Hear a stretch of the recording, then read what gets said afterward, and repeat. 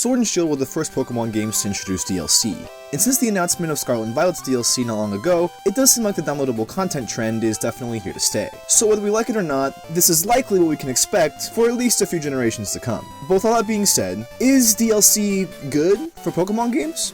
Well, the answer might be obvious to some. I don't think it's quite as clear-cut as it first may seem. Even when asking myself this question, I found myself more unsure if it's really so bad. There's a good amount to consider here, on both sides of the fence, in both why it's bad, and what benefits we may gain from this new method. And so today, I want to take a look at the DLC and how it's affected Pokemon games, and try to assess whether or not they're really that terrible, or if there's more good in it than people initially see. As I said before, mainline Pokemon games got their first DLC with Sword and Shield, right? Well, actually I don't think that's quite true.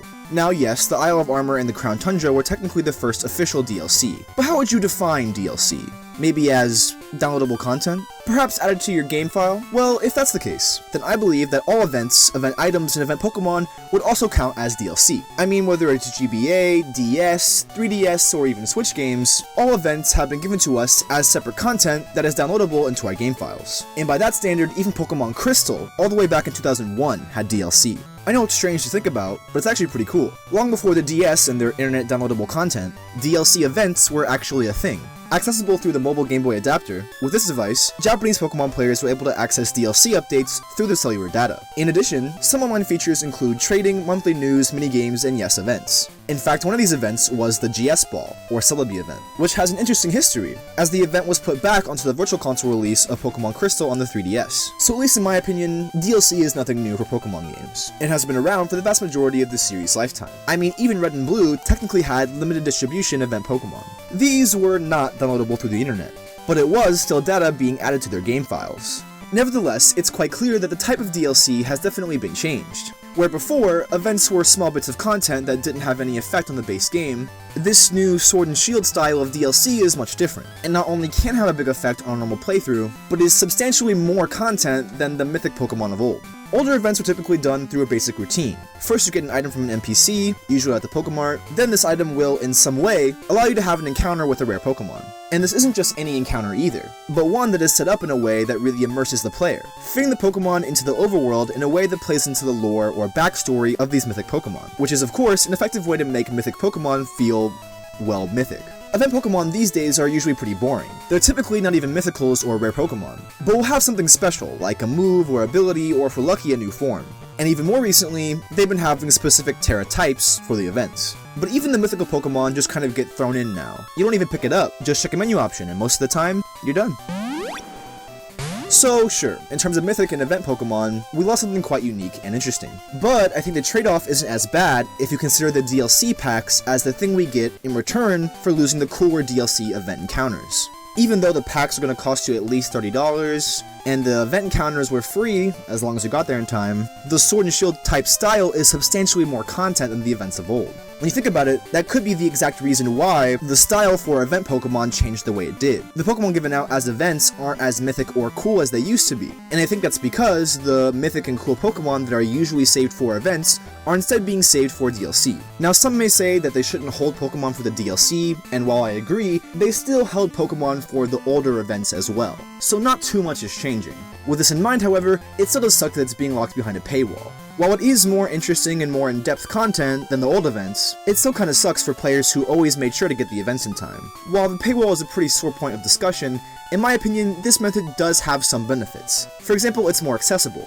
Not financially, of course, but in terms of visibility. There are a ton of Pokemon fans who played a lot while there were super cool one-time chance event Pokemon available. And even though they could have gotten it and probably really wanted to, they still didn't because they either didn't know how or didn't know the event was happening at all. There are other examples too. Like sometimes even dedicated fans can know an event is happening and how to get it, but still can't get the Pokemon because it's only happening in Japan, or was given out at an event, like a tournament, halfway across the world. So while yes, it does come with an additional cost, not only is there more content, but it's available to players worldwide, meaning that all players can gain access to the additional content.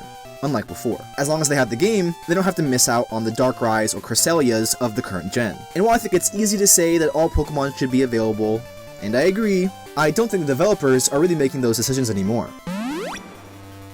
This new style of DLC enables a lot more world building and content to be put in. And what's interesting about these new Pokemon is that they are typically directly built into the story unfolding in the DLC. These stories so far have been nothing crazy, but do a good job at making the region feel like a bigger, deeper, more diverse place. Yes, old events had a similar effect, but nothing to this kind of scale. And the Pokemon that aren't put in the story directly actually kind of get their own mini-events. For example, with the Galar forms of the legendary bird trio. You get to go out and find these guys running around the overworld, and how they interact with the player actually tells a lot about what this Pokemon is about.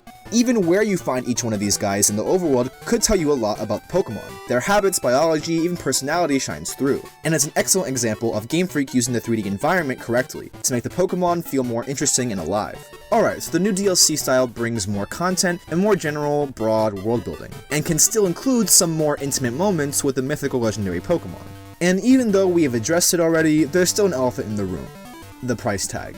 The DLC is 30 extra bucks, no two ways about it, stacked onto the base game price tag, which increased from 3DS to Switch. Altogether you're looking at about 90 bucks for one copy of the game and a DLC, which is nearly double the original price of a full game. And to be honest, I agree in saying that this is pretty ridiculous. I've been singing praises about how Game Freak handles the new Sword and Shield DLC style, but even put against everything I said, 90 bucks is just a tall asking price. And like I said in a previous video, the game shouldn't have to rely on extra content to feel complete, which is, in my opinion, how Sword and Shield ended up. Now in terms of do Scarlet and Violet feel complete without DLC right now, personally I need to do another solid playthrough before I can really say. But to be honest, it does have quite a bit to offer, even before credits roll. It does at least kind of feel to me that, unlike the previous generation, the new DLC isn't so much finishing the game as it is adding additional interesting content. But how can we alleviate the burn from this pretty ridiculous price tag? Well, honestly, it depends on the kind of Pokemon player you are.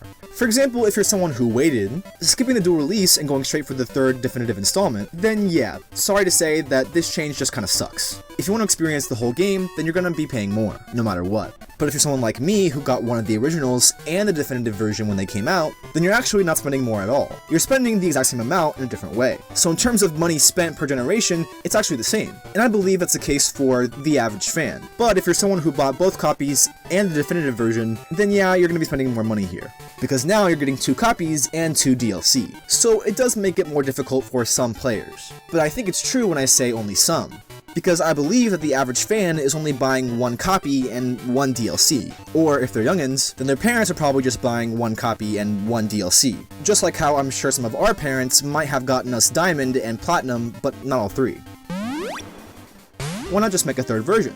Well, we all know the real reason is money. At the end of the day, the people making the big decisions are not the developers, but guys in suits in a conference room. And the real reason that they want to do DLC instead of a 3rd game is likely because of the development cost. To develop and produce the 3rd version of a game is a lot more than just making extra downloadable content, even without taking into account the physical production of cartridges. It's likely that it takes more development time to remake a game with more stuff than to just add new content on top of what's already been made. It's just less legwork. And what I mean is, this way they're not required to redo almost everything from the beginning to the end of the game. Everything from encounter tables, trainer Pokemon and levels, and even story beats would need revisiting. While I do like seeing how things change between games, it's likely just a better time investment to add more content on top of the base game, rather than redo and rebalance the whole thing, which is almost double the amount of work on what is technically the same content, especially considering they already put in all the time and effort to balance it the first time. But forget about the guys in the suits at Game Freak headquarters and the cost and development and blah blah blah blah blah.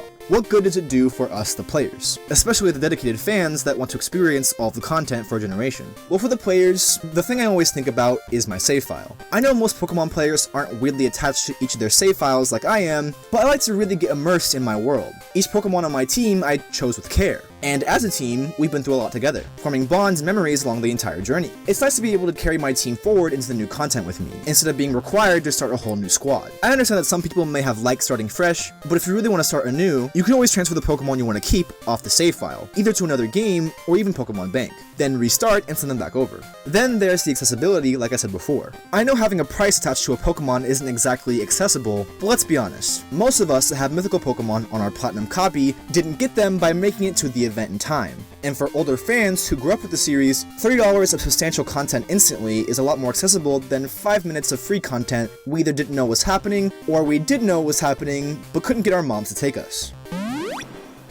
Next, I want to touch on this change for developers, which I think could actually be a lot better for them. The new DLC style allows for developers to be more creative and flexible with added content, while simultaneously saving on development time. This helps to bring in more new content than a thorough definitive version can usually offer. It allows them to explore more unique ideas for the region, rather than just follow what they already made so closely. Meanwhile, the Isle of Armor and the Crown Tundra were able to pull a ton of weight in terms of bringing new content to the game. And while it's hard to determine if, let's just say, Black and White 2 brought more stuff than the Isle of Armor and the Crown Tundra did, the new content from Galar's DLC was definitely more focused and creatively unrestricted than its older cousin of definitive releases. If replacing the definitive copy with DLC saves developers both time and tedious work, allowing them to be more creative and flesh out the Pokemon that they really want to, then I'm all for it, personally. So is DLC good for Pokemon games? In all honesty, it's hard to say. While I think I've outlined a lot of its benefits, to some, it's just not worth the price change, which is totally fair. Not to mention that DLC seems to be more of an evolving aspect, pun intended. For example, in the last generation, you had full player customization out the gate, and got themed player outfits along with the DLC packs. And now, in this generation, while they did add detailed player customization options for the face and hair, they totally killed macro customization, forcing you to wear a school uniform at all times. However, not in the newest DLC. And while 2 outfits doesn't really count as customization for me, this is just straight up locking quality of life features that we got generations ago behind the paywall, which no matter how you look at it, really sucks. Don't get me wrong, there could be ways around this. Like the first 5 minutes of each DLC part is free to play, and you can get the outfits in that time, but this really shouldn't be a problem to work around in the first place. And so before we can definitively say whether or not DLC is good for Pokemon games, we have to see how it evolves. All in all, this new style of DLC can be good for Pokemon games.